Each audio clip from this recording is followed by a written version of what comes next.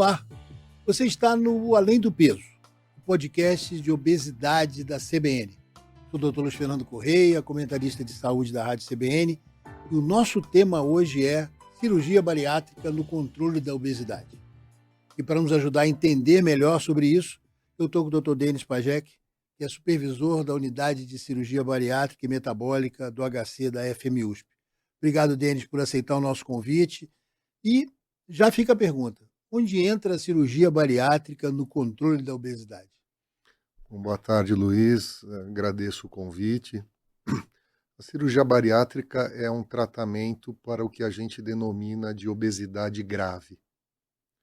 Obesidade grave, ela pode ser definida por diferentes parâmetros. O grau de obesidade medido pelo IMC, por exemplo, é um parâmetro. A presença de doenças associadas, são as comorbidades, é um outro parâmetro. Se a gente for olhar o universo de pessoas com obesidade, né, isso representa uma parcela desse universo, dos, vamos dizer assim, candidatos a esse tratamento. Então, se a gente for olhar em números no Brasil, por exemplo, onde estima-se que, ou agora, ou próximo, agora nos próximos anos, vamos ter quase um quarto da população com obesidade, são praticamente 50 milhões de indivíduos. A obesidade grave vai representar aí algo entre 5 e 10 milhões dessas pessoas, né? Então esse seria o universo para o qual a cirurgia bariátrica poderia ser indicada. Então, para pacientes com obesidade grave. Né? Com obesidade grave e com comorbidades também. As comorbidades, elas de certa maneira estão implícitas, ou porque já existem, ou porque o grau de obesidade é muito alto, e aí o risco de aparecimento é maior, ou já existe também um prejuízo na qualidade de vida. Então, assim, por que a cirurgia é oferecida para esses indivíduos? Porque é uma condição clínica em que você precisa de um método que promova uma perda de peso que seja mais acentuada, e que ajude também, de alguma maneira, na manutenção dessa perda de peso no longo prazo. Então, você precisa de um tratamento de longo prazo. Lembrando que a obesidade é uma doença crônica, multifatorial e recorrente. Então, quando a gente fala em tratamento da obesidade, em particular da obesidade grave, a gente precisa ter uma estratégia de longo prazo. E aí é que entra a cirurgia bariátrica. E em que momento ela entra dentro da história desse paciente? Porque geralmente a gente já sabe que esses pacientes muitas vezes já passaram por várias tentativas, muitas vezes frustradas, até porque o nosso armamentário era bem, até pouco tempo, era bastante limitado em termos de medicamentos, enfim. Sim. Esses pacientes já tentaram várias vezes. Onde entra a cirurgia bariátrica? Ela já entra no início do tratamento, ela pode funcionar, por exemplo, como um estímulo para que o paciente continue, até porque ela é definitiva, que siga seu tratamento depois com mais facilidade? Olha, seguir o tratamento depois, isso vai ser obrigatório sempre, né? Mas não é que a cirurgia ela é indicada com esse fim de estímulo, né? Uma vez que o indivíduo tenha critérios de elegibilidade para ser operado, então, se ele tem, por exemplo, os critérios clássicos de IMC, índice de massa corporal acima de 40, ou acima de 35 com comorbidades, ou como a gente está hoje já discutindo, já tendo inclusive sido aprovado no Conselho Federal de Medicina e outros órgãos internacionais, a cirurgia para indivíduos com IMC entre 30 e 35 e comorbidades mal controladas, como diabetes, hipertensão e outras tantas. Então, uma vez que o indivíduo tenha essas condições, ele é um candidato à cirurgia. Desde sempre assim, desde que as primeiras diretrizes de tratamento cirúrgico da obesidade foram publicadas ainda no início dos anos 90, sempre se colocou que o indivíduo ele precisaria, vamos dizer assim, ter passado por uma tentativa de tratamento clínico, né? Isso é importante não apenas do ponto de vista individual, mas se a gente pensar também numa gestão de saúde pública, ou mesmo numa gestão de uma privada, vamos dizer assim, né? De seguro, etc. A questão é que, naquela época, existia primeiro a crença, não a ciência, a crença de que o indivíduo pudesse emagrecer sozinho, se quisesse, e não existia medicação eficaz e segura para isso. Então, na verdade, de fato, esse tempo que se julgava necessário, ele era uma coisa meio fictícia, né? Utópica até. E hoje não, hoje você tem opções de tratamento. Então, hoje em dia, para quem tem acesso, por exemplo, às novas medicações, é muito difícil a gente receber um paciente para operar que já não tenha tentado usar, por exemplo, as novas medicações. Uma polêmica, não sei se chega a ser polêmica, mas foi bastante falado, foram as novas diretrizes e orientações com relação à cirurgia bariátrica em indivíduos mais jovens, até mesmo adolescentes. Como é que está, em que pé está essa diretriz? Olha, eu particularmente acho que foi muita polêmica por pouco, viu, Luiz? Para variar, né? Porque, veja bem, o fato da diretriz ter baixado a idade não significa que os cirurgiões vão sair operando todo adolescente que está gordinho, vamos dizer assim, entendeu? O que acontece é que você tem crianças e adolescentes com obesidade muito grave, né? E esses indivíduos, eles estavam impedidos de terem acesso a esse tipo de tratamento quando a literatura médica já mostrou que é um procedimento que pode trazer de volta esses pacientes ao seu convívio, ao seu desenvolvimento, e inclusive salvar suas vidas. Estamos falando de crianças, adolescente de 14 anos que tem um índice de massa corporal de 50, por exemplo, né? E do lado do cirurgião, tratar esses pacientes sem uma resolução do Conselho Federal de Medicina, isso representava um risco, né, de se cometer uma falta ética. Então, eu vejo que essa resolução ela vem muito mais nesse sentido, tá, de permitir que realmente aqueles casos graves possam ser operados, e lógico, as famílias principalmente entendam que existe uma forma de tratamento, que existem formas graves de obesidade e que esses adolescentes eles podem ser tratados, muito mais do que imaginar que esse número de cirurgias vai aumentar muito significativamente. Existe muito estigma e preconceito ainda, de um modo geral, em relação a isso, e então não vejo isso como assim algo que vai aumentar o número de cirurgias muito. Até pelo que você mostrou para a gente em termos de número de, vamos dizer assim, a população-alvo, nós Sim. estaríamos falando também de um micro pedaço dessa população-alvo. Exatamente, Não é uma coisa para todo mundo mesmo, nunca exatamente, foi, né? exatamente. Tênis, uma coisa que está sempre quando as pessoas pensam em cirurgia ou tratamento, aí começa aquela coisa, vamos começar a achar que é cirurgia ou tratamento, né? Quando me parece que é, no caso, onde existe a opção da cirurgia bem indicada, cirurgia e tratamento, né? Mas em termos de resultado a médio e longo prazo, já existem evidências mostrando que um é melhor que o outro? Olha, ainda não existe nenhum tratamento que se mostrou tão eficaz para o controle da obesidade no médio e longo prazo para pacientes com obesidade grave do que a cirurgia bariátrica. É evidente, veja, como eu comentei anteriormente, que sempre se teve o conceito de que o paciente deveria ter uma tentativa de tratamento clínico antes, e agora ele tem. Então, desse universo, você vai ter indivíduos que vão começar a tratar, vão ter acesso às medicações, vão ter adesão ao remédio, porque a medicação ela é de uso contínuo. É como tomar remédio da pressão, né? O indivíduo que tem hipertensão e ele toma 6 meses de remédio e a pressão dele vai para um patamar normal, ele não está curado da hipertensão.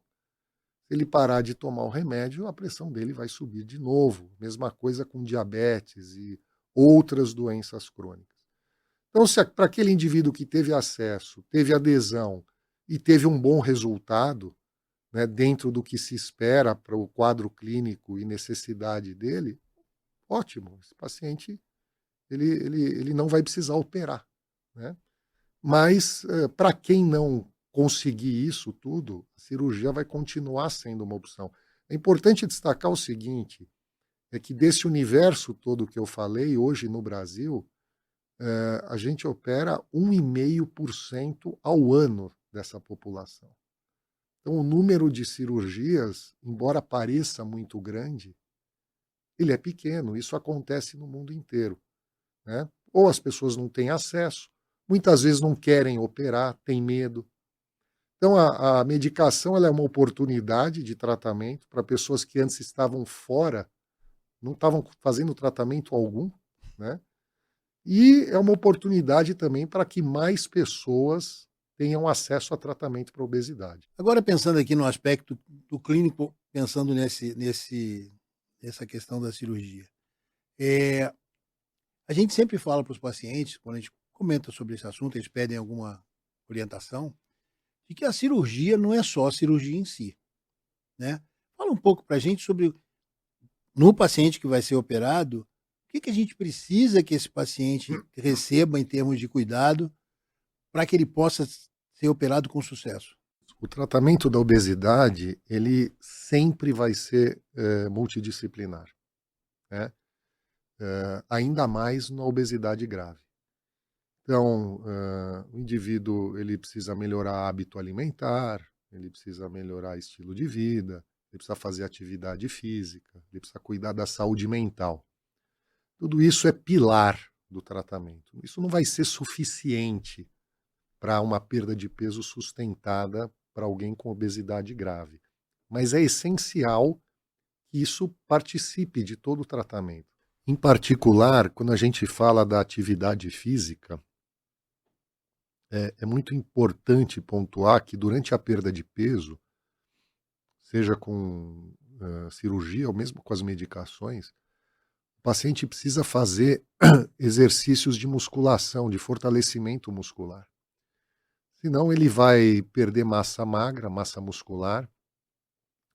Isso, além de efeitos metabólicos e efeitos de própria funcionalidade, que podem ser mais graves se ele for um indivíduo com um pouco mais de idade, isso também tem impacto no próprio gasto energético e no risco que esse indivíduo tem de recuperar peso depois.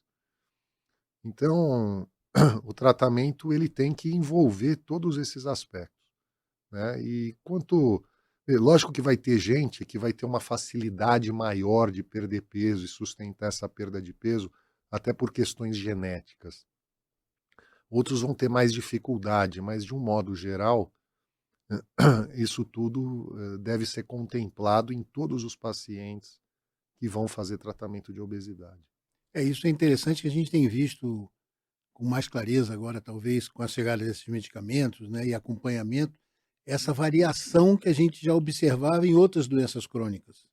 A gente observa isso no paciente com diabetes, a gente observa isso no paciente com hipertensão arterial, com pressão alta, e é aquele paciente que a gente tem que mudar o esquema de medicamento, tem que fazer uma outra estratégia, e a gente começa a ver isso também, mesmo com os pacientes com esses medicamentos potentes para o tratamento da obesidade. A gente sabe que existe um grupo de bons respondedores, o grupo de respondedores fracos ou que não vão responder bem, e alguma coisa ali no meio que vai sempre acontecer. Essa coisa da recorrência, entendendo a obesidade como doença crônica, né, não é só ganhar novamente o peso, é uma doença que voltou, que está recorrendo. A gente também talvez tenha muitos mitos falando sobre isso pós-cirurgia bariátrica. Porque a gente escuta das duas coisas. Operou, mas não adiantou nada. Operou aí, tá vendo? O cara operou e não resolveu nada na vida dele, né? qual é a realidade disso nos pacientes? Porque todo mundo tem, quando a gente fala, né, quando alguém vai pensar nisso, ele vai pensar no que ele viu. Mas ele não viu o grupo todo. Ele não tem uma ideia de estatística, de evidência, enfim. Interessante essa pergunta, Luiz. Eu lembrei de duas coisas agora. Uns anos atrás, um professor meu, né, me encaminhou uma paciente que tinha feito a cirurgia e tinha ganhado peso novamente, né? E aí ele falou assim, sabe como é que é? Cabeça de gordo. E aí isso me motivou a escrever um artigo que eu publiquei eu não lembro se foi no UOL ou no Estadão Online, chamado Cabeça de Gordo Não Existe. Porque o termo cabeça de gordo é uma estigmatização muito grande, né, do que é obesidade, que dá muito a entender de que é uma questão comportamental. O fato é que o nosso cérebro, e aí que está a cabeça da pessoa com obesidade, ele é o centro regulador do nosso balanço energético, nossa ingesta e nosso gasto calórico. E todos esses tratamentos, cirurgia bariátrica e novas medicações, elas influenciam a ação de mediadores hormonais, químicos, etc., que em última análise agem no nosso cérebro, né? Então, a cirurgia ela age no cérebro, na cabeça, né? Vamos dizer assim, melhora a cabeça. Agora, outra coisa em relação a expectativas, né? As expectativas de quem vai fazer uma cirurgia bariátrica é de que da pessoa e das pessoas que convivem com essa pessoa é que ela vai ser magra e vai ser magra para sempre. Você usou o termo controle da obesidade, né?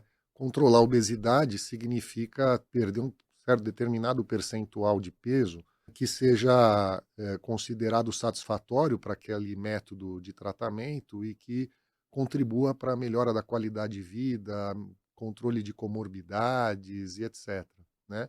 Isso não significa que a pessoa vai ser magra. Então, muito desse olhar tem relação com essa falsa expectativa, né? E de que não funcionou o tratamento XYZ, seja o remédio, seja a cirurgia, não funcionou, engordou de novo, né? Se a gente for olhar grandes séries de cirurgia bariátrica, né, bancos de dados, né, de centenas de milhares de pacientes, a gente vê que a grande maioria dos pacientes, ao longo do tempo, vai recuperar algum percentual do peso que perdeu.